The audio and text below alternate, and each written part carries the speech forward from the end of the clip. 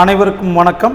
இந்த பதிவில் மார்ச் 9 மற்றும் 10 தேதிகளில் போட்டித் தேர்வுகளில் இடம்பெறக்கூடிய மிக முக்கியமான நடப்பு நிகழ்வுகள் மற்றும் அதற்கான விளக்கங்களை நம்ம பார்க்க போகிறோம். சரி, முதல் கேள்விக்கு வாங்கலாம். முதல் கேள்வி, தமிழ்நாட்டில் தொடங்கப்பட்ட திட்டம். குறிப்பாக பார்த்தீங்கன்னாக்க இந்த கேள்வி நம்முடைய யூனிட் 5 டிஎன்பிஎஸ்சியினுடைய புதிய சிலபஸில் கொடுக்கப்பட்டு இருக்கக்கூடிய தமிழக அரசின் திட்டங்கள் சார்ந்து இருக்கக்கூடிய வினாவாக இருக்கலாம். பாருங்க, பெண்கள் பாதுகாப்பாக தங்குவதற்காக தொடங்கப்பட்ட தோழிகள் விடுதிகள் திட்டம் எந்த மாவட்டத்தில் இந்த விடுதிகள் உருவாக்கப்படவில்லை? ஆன்சர் பாருங்க, மதுரை. பாருங்க, தமிழ்நாட்டில் வெவ்வேறு இடங்களில் பணியாற்றக்கூடிய, வீட்டை விட்டு வெளியேறி வெவ்வேறு இடங்களில் பணியாற்றக்கூடிய பெண்கள் பாதுகாப்பாக தங்குவதற்கு அனைத்து வசதிகளுடன் கூடிய தோழிகள் விடுதியை தமிழக அரசு உருவாக்கி இருக்கிறது. இது எந்த மாவட்டத்தில் தற்போது உருவாக்கப்படவில்லை அப்படின்னா மதுரை. ஆன்சர். கீழே வாங்க. அப்ப இந்த தோழிகள் திட்டம் பற்றி, வேலைக்கு செல்லும் பெண்களுக்கான விடுதிகள் பாருங்க, ஜனவரி 4, 2024 தொடங்கப்பட்டது. வேலைக்கு செல்லும் பெண்களுக்கு பாதுகாப்பான குறைந்த விலையில் தங்குவதற்கான விடுதிகளை உருவாக்கி தருதல் இத்திட்டத்தினுடைய நோக்கமாகும். அப்போ இந்த திட்டம் பாருங்க, டீட்டெயில்டாக மெயின்ஸுக்கு எழுதுகிற மாதிரி டீட்டெயிலாக இருக்கும். அதை நோட் பண்ணி வச்சுக்கோங்க. ஏற்கனவே பாருங்க, சென்னை, செங்கல்பட்டு, பெரம்பலூர், சேலம், திருச்சி, திருநெல்வேலி, தஞ்சாவூர், வேலூர் என 9 மாவட்டங்களில் 11 தங்கும் விடுதிகள் தொடங்கப்பட்டு இருந்தது. தற்போது தமிழக முதலமைச்சருடைய அறிவிப்பு படி பார்த்தீங்கன்னாக்க இந்த விடுதிகள் பாருங்க, புதிதாக காஞ்சிபுரம், ஈரோடு, தர்மபுரி, சிவகங்கை, தேனி, கடலூர், நாகை, ராணிப்பேட்டை மற்றும் கரூர் மாவட்டங்களில் 72 கோடி மதிப்பீட்டில் 700 படுக்கைகளுடன் கூடிய புதிய தோழி விடுதிகள் உருவாக்கப்படும் என்று தமிழக முதலமைச்சர் அறிவித்திருக்கிறார். சரிங்களா? அப்ப இந்த திட்டத்தை பற்றியும் எந்தெந்த மாவட்டங்களில் இருக்கிறது, யாரெல்லாம் இத்திட்டத்தில் பயன்பெறுவார்கள் என்கிற முழு விவரங்களை நம்ம படிச்சுட்டு போயிடுறது நல்லது. எக்ஸாமுக்கு கட்டாயம் வரக்கூடியதாக பெண்கள் மேம்பாடு சம்பந்தமான கேள்வியாக இது இருக்கலாம்.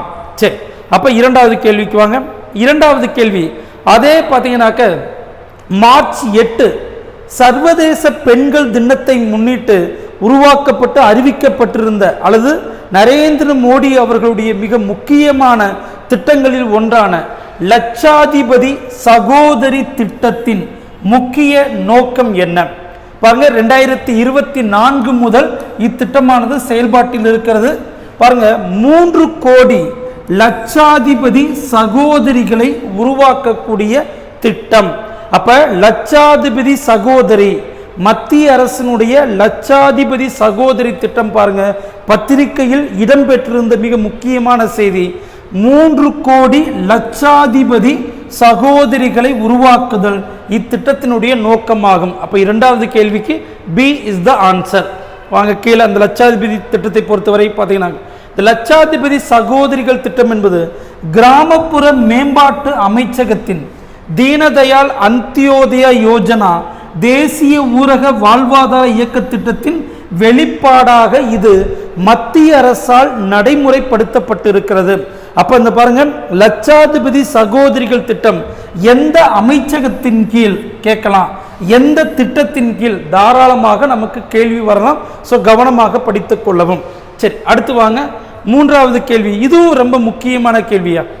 சர்வதேச மகளிர் தினத்தை முன்னிட்டு பிரதமர் நரேந்திர மோடியினுடைய சமூக ஊடகங்களை 6 பெண்கள் நிர்வகித்தனர். சரிங்களா? பாருங்க, மார்ச் 9 தேதி செய்தியில் இடம்பெற்றிருந்த மிக முக்கியமான கேள்வி. மார்ச் 8 சர்வதேச பெண்கள் தினத்தை முன்னிட்டு பிரதமரின் சமூக ஊடக கணக்குகளை எத்தனை பெண் சாதனையாளர்கள் நிர்வகித்தனர்? மொத்தம் ஆன்சர் பாருங்க 6. நீங்க பாருங்க, மார்ச் 8ன்னு சொல்லி 8 டிக் பண்ணிடக்கூடாது. மொத்தம் 6 பெண்கள். இப்ப அந்த 6 பெண்கள் எந்தெந்த துறையை சார்ந்தவர்கள்? ஏன்னா இதுல பாருங்க, தமிழ்நாட்டை சேர்ந்த வைசாலி ரமேஷ் பாபு அவர்கள் செஸ் இடம்பெற்றிருப்பதால் முக்கியமானது. இப்ப இந்த 6 பெண்களுடைய லிஸ்டும் அவங்க என்னென்ன துறைகளில் முக்கிய பங்கு வைத்திருக்கிறார்கள் அப்படின்றதையும் நம்ம பார்த்துட்டோம்னாக்க ஒருவேளை மேட்ச் த ஃபாலோவிங்கா கேட்கலாம். பாருங்க, பீகார்ல அனிதா தேவி, கிராமப்புறத்தில் காளான் வளர்ப்பு மூலமாக அப்பகுதியினுடைய பல்வேறு பெண்களுக்கு வேலை வாய்ப்புகளை, பொருளாதாரத்தை உயர்த்தியதால் அவங்க காளான் பெண்மணி என்றே பிரதமர் குறிப்பிட்டிருப்பார். ஸோ இதெல்லாமே முக்கியமான செய்திகளாக இருக்கும். இந்த 6 பெண்கள் அவங்க எந்தெந்த துறையை சார்ந்தவர்கள் அப்படின்றத கவனமாக படித்துக் கொள்ள வேண்டும். சரி, அடுத்த கேள்விக்கு வாங்க. 4வது கேள்வி, சுகம்ய பாரத் அபியான். ரொம்ப சிம்பிளா கேட்கணும்னு, இந்த திட்டம் யாருக்கானது? பாருங்க, மாற்றுத்திறனாளிகள், டிசேபிள்டு பர்சன்ஸ். அப்ப இந்த திட்டத்தினுடைய முக்கிய நோக்கம் என்பது மாற்றுத்திறனாளிக்கு உகந்த நாடாக இந்தியாவை மாற்றுதல்.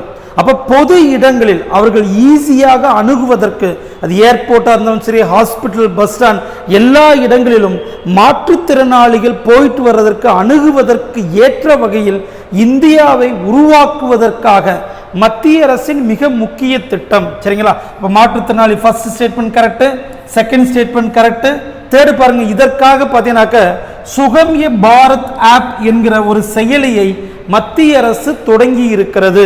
மாற்றுத்திறனாளிகளுக்கான எல்லா சலுகை முழு விவரங்களும் இந்த செயலியில் இடம் பெற்றிருக்கிறது. அப்ப பாருங்க, சுகம்யா பாரத் அபியான் பொறுத்தவரை இந்த 3 கூற்றுகளுமே சரியானது. அப்ப ஆன்சர் பாருங்க, டி இஸ் த ஆன்சர். சரி, அடுத்த கேள்விக்கு வந்துடலாம். அடுத்த கேள்விக்கு வாங்க. இ ஸ்ரம் கவனமா பார்க்கணும். இ ஸ்ரம் போர்ட்டல் யாருக்குடையது? பாருங்க, அன்ஆர்கனைஸ்டு செக்டார், அமைப்பு சாரா தொழிலாளிகளுக்காக பாருங்க, மத்திய அரசின் அனைத்து திட்டங்களின் பயன்களை அமைப்பு சாரா தொழிலாளர்கள், அன்ஆர்கனைஸ்டு செக்டார் ஒர்க்கர்ஸ் பெறுவதற்காக மத்திய அரசு தொடங்கி இருக்கக்கூடிய மிக முக்கியமான செயலி இ ஸ்ரம். சரிங்களா? ஆகஸ்ட் 26, 2021 தொடங்கப்பட்டது. மாற்றுத்திறனாளிகளுக்கான அனைத்து வசதிகளும் கிடைக்கக்கூடிய ஒரே ஒரு தீர்வு மையமாக இந்த போர்ட்டல் பாருங்க, தொழிலாளர் மற்றும் வேலை வாய்ப்பு அமைச்சகத்தால் உருவாக்கப்பட்டிருக்கிறது. கரெக்ட்.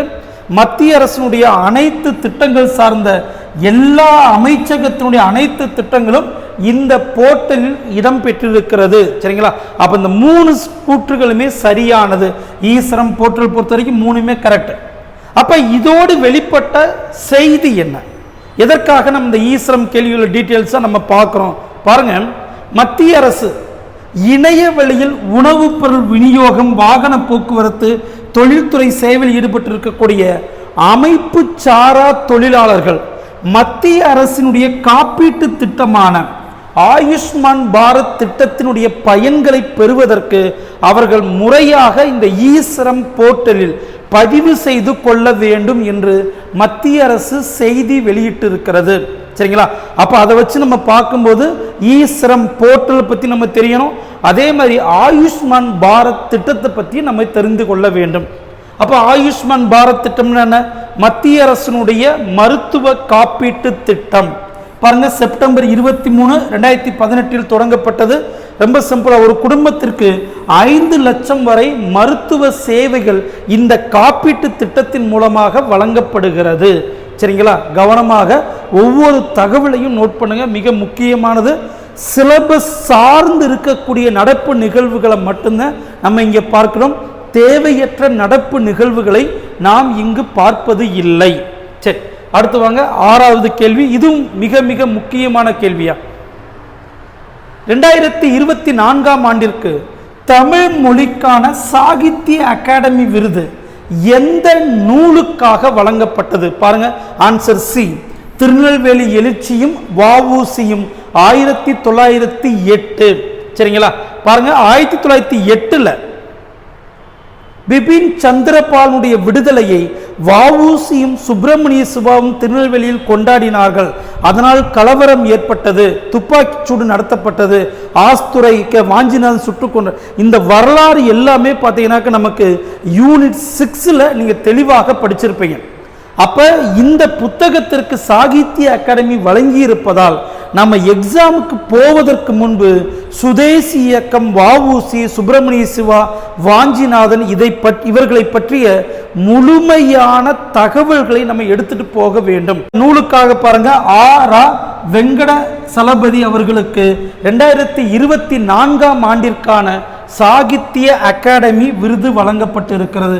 பாருங்க 2024ஆம் ஆண்டிற்கான சாகித்ய அகாடமி விருது திருநெல்வேலி எழுச்சியும் வஉசியும் 1908 என்ற நூலுக்காக வெங்கடஜலாபதி அவர்களுக்கு வழங்கப்பட்டிருக்கிறது. சரிங்களா? ஆனால் கவனமா பாருங்களேன், சாகித்ய அகாடமி அமைப்பினுடைய தலைவர் மாதவ் கௌசிக். ஸோ இதையும் நோட் பண்ணி வச்சுங்க, ஏன்னா செய்திகளில் இடம்பெற்றிருப்பதால் இதுவும் நமக்கு கேள்வியாக அமையலாம். சரி, அடுத்து வாங்க 7வது கேள்வி. உலக செய்தி.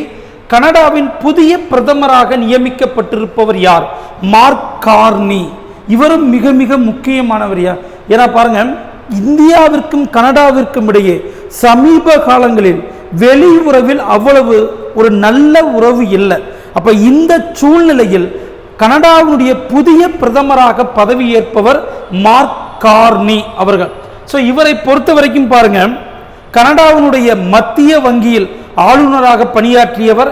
அதை விட மிக மிக முக்கியமானது, இங்கிலாந்தினுடைய மத்திய வங்கியான பேங்க் ஆஃப் இங்கிலாந்தினுடைய ஆளுநராக பணியாற்றியவர். இங்க பாருங்க, 1694 உருவாக்கப்பட்ட இங்கிலாந்து மத்திய வங்கியின் ஆளுநராக இருந்த இங்கிலாந்தை சாராத முதல் நபர் என்கிற தகுதியை, சிறப்பை இவர் பெற்றிருக்கிறார். அதோடு மட்டுமல்லாமல் இங்கிலாந்து பிரதமருடைய அட்வைசராகவும் கனடாவுடைய பிரதமருடைய அட்வைசராகவும் பல்வேறு பொறுப்புகளில் இவர் இருந்திருக்கிறார். சரிங்களா? ஸோ கனடாவுடைய புதிய வரலாறு இவற்றிலிருந்து எப்படி ஆரம்பமாகுது, அல்லது எவ்வாறு இனி கனடாவுக்கும் இந்தியாவிற்குமான நல் உறவு மேம்படும் என்பதை பொறுத்திருந்து நாம் பார்க்கலாம். தற்போதைய செய்தி பொறுத்தவரை கனடாவினுடைய புதிய பிரதமராக பதவி ஏற்க போறவர் மார்க் கார்னி, மறந்துட வேண்டாம். சரி, அடுத்து வாங்க 8வது கேள்வி. குறிப்பா பாருங்க, இந்த 8, 9, 10 இந்த 3 கேள்விகளை பொறுத்த வரைக்கும் தற்போது தமிழ்நாட்டில் மிக முக்கிய செய்தியாக இருக்கக்கூடிய மொழி பிரச்சனை. சரிங்களா? தமிழ் செம்மொழி அந்தஸ்து நமக்கு தெரியும். அப்ப அந்த தமிழ் இந்தியாவினுடைய மொழி ஆய்வு நிறுவனத்தினுடைய இணையதளத்தில் செம்மொழியாக குறிப்பிடப்பட்டிருக்கிறதா அப்படின்னு கேட்டா கிடையாது. வாங்க பார்க்கலாம். பாருங்க, ஆங்கிலேயர் ஆட்சி காலத்தில் முதலாக இந்திய மொழியியல் ஆய்வு 1894 முதல் 1928 வரை நடத்தப்பட்டது. கரெக்ட். இந்திய மொழிகளை பற்றி ஆழமான ஆய்விற்காக 11வது ஐந்தாண்டு திட்டத்தில் திட்டமிடப்பட்டது. கரெக்ட். 2001ஆம் ஆண்டு மக்கள் தொகை கணக்கெடுப்பின்படி 122 மொழிகள் இருக்கிறது. கரெக்ட். ஸோ அப்போ அந்த 3 ஸ்டேட்மெண்ட்டுமே கரெக்ட். சரிங்களா? ஸோ இதனுடைய இன்ஃபர்மேஷன் அப்படியே கீழே பாருங்க. முதல் மொழி ஆய்வில் மொத்தம் 733 மொழிகள் இருப்பதாக கணக்கிடப்பட்டது. அதற்கடுத்து பாருங்க, 1961 1652 மொழிகள் கணக்கிடப்பட்டது. அடுத்து வாங்களேன், 1971ஆம் ஆண்டு மக்கள் தொகை கணக்கெடுப்பில் 10,000 பேரை விட குறைவான மக்கள் பேசக்கூடிய மொழிகள் கணக்கில் எடுத்துக்கொள்ளப்படவில்லை. அதனால பாருங்க, 1961 சென்சஸ்ல 1652 இருந்த மொழிகளின் எண்ணிக்கை 1971 108 குறைந்தது. அதுக்கடுத்து பாருங்க, 1991 தாய் மொழிகள் முதலாக இந்தியாவில் கணக்கிடப்படுகிறது. அப்ப தனியாக இலக்கண குறிப்புகள் கொண்ட தாய்மொழி 1576, பேச்சு வழக்காக இருக்கக்கூடிய தாய்மொழி என்கிற வகையில் 1796 மொழிகள் அடையாளப்படுத்தப்பட்டது. அதுக்கடுத்து பாருங்க, 2001ஆம் ஆண்டு மக்கள் தொகை கணக்கெடுப்பின்படி 122 மொழிகள் இருப்பதாக கணக்கிடப்பட்டது. இந்த 122 மொழிகளில் 22 மொழிகள் இந்திய அரசியல் அமைப்பில் 8வது அட்டவணையில் குறிப்பிடப்பட்டிருக்கிறது. சரிங்களா? அப்ப இந்த மொழி சார்ந்த பிரச்சனை நமக்கு போய்கிட்டு இருக்கிறதுனால 10ஆம் தேதி செய்தித்தாள்களில் மொழி ஆய்வு பற்றிய ஒரு தெளிவான கட்டுரை வெளியிடப்பட்டிருக்கும். அதிலிருந்து தேர்விற்கு பயன்படக்கூடிய மிக முக்கியமான செய்திகள் மட்டும் இங்கே நம்ம குறிப்பிட்டு வைத்திருக்கிறோம். ஸோ கவனமாக நோட் பண்ணிக்கிறோம். இங்கே வாங்களேன். அடுத்து 9வது கேள்விக்கு வாங்க.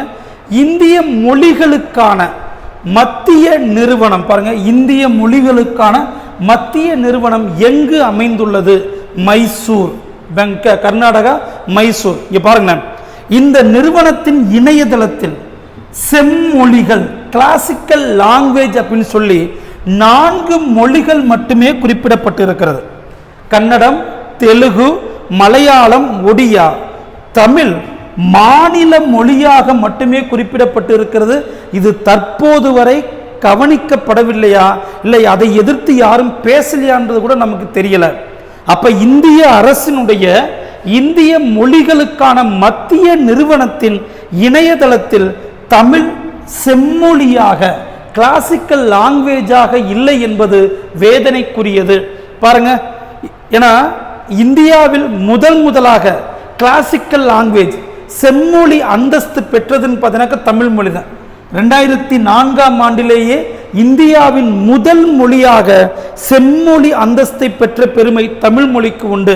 அதுக்கடுத்து பாருங்க, 2005 சமஸ்கிருதம், 2008 கன்னடம், தெலுங்கு, 2013 மலையாளம், 2014 ஒடியா, 2024 சமீபத்தில் பாருங்க 5 மொழிகள் அசாமி, வங்காளம், மராத்தி,